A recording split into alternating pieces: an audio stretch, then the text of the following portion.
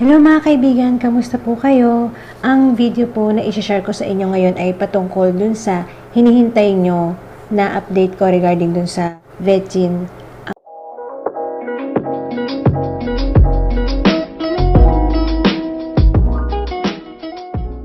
Yung VETSIN na to is kaya ako siya sinare sa inyo kasi para gusto ko rin na may bahagi kung ano yung na-experience ko sa kanya.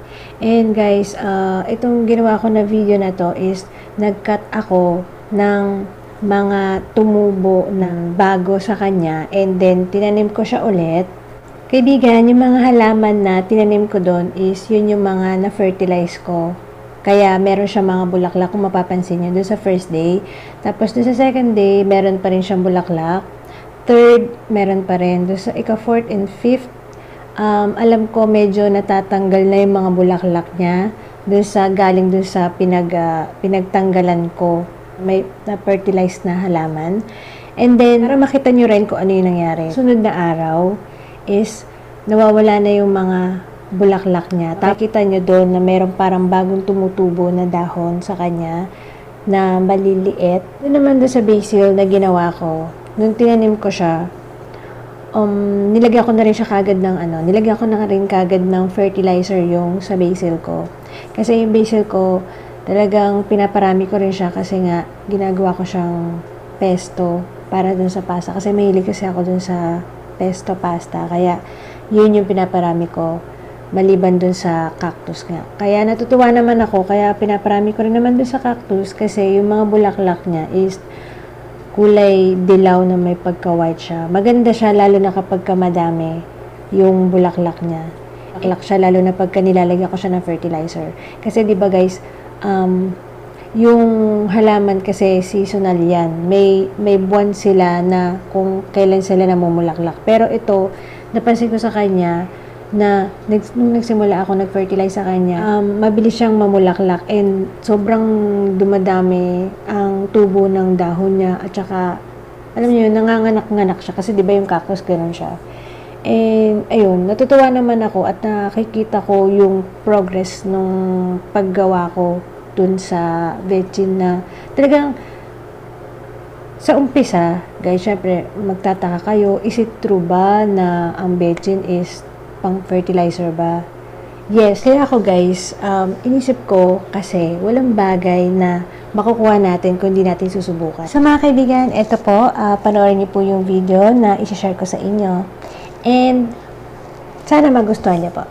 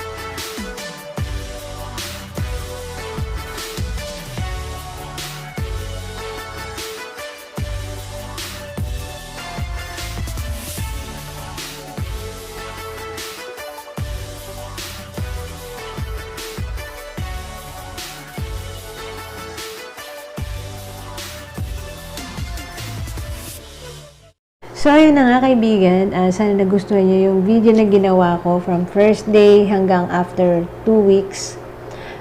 Nakita nyo yung mga pagbabago, yung mga bulaklak na, yun nga sabi ko kanina na mga natanggal at may panibagong tumutubo na dahon. At gusto ko lang din pong magpaliwanag regarding dun sa last video ko na po kasi doon is like 1 litrong tubig. Pero ang naipakita kong bote is 1.5. Okay guys, ganito po yun.